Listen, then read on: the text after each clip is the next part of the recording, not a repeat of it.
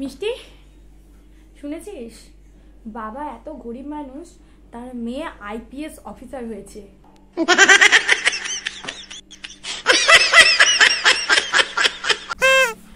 মিষ্টি, শুনেছিস বাবা রিক্সা চালায়, এত পরিশ্রম করে দুটো মেয়েকে পড়িয়েছে, দুজনে একজন ডাক্তার হয়েছে আর একজন ইঞ্জিনিয়ার হয়েছে।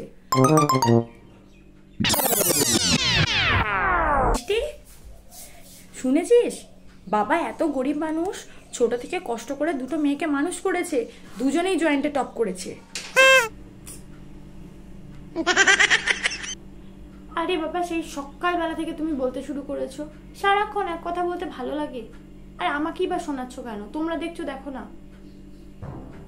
কেন বলছি বুঝতে পারছিস না? এগুলো শুনে অন্তত তো পড়াশোনাটা মন দিয়ে করতে পারিস। টপ করতে হবে না তোকে, অন্তত ঠিক করে নিজের পায়ে দাঁড়ানোর মতো পড়াশোনাটা তো করতে পারিস। সেদিকে তো একটুও নজর নেই, সারাক্ষণ ফোন নিয়ে বসে আছে। হ্যাঁ, তো এটা তো তোমরা বুঝতে পেরেছো যে ছেলে মেয়ের ডাক্তার ইঞ্জিনিয়ার হওয়ার পিছনে তার বাবা মায়ের অবদান 100%। তাহলে বাবাকে তুমি গরিব মানুষ হয়ে যেতে বলো, আমি সব হয়ে যাব। কি বললি তুই?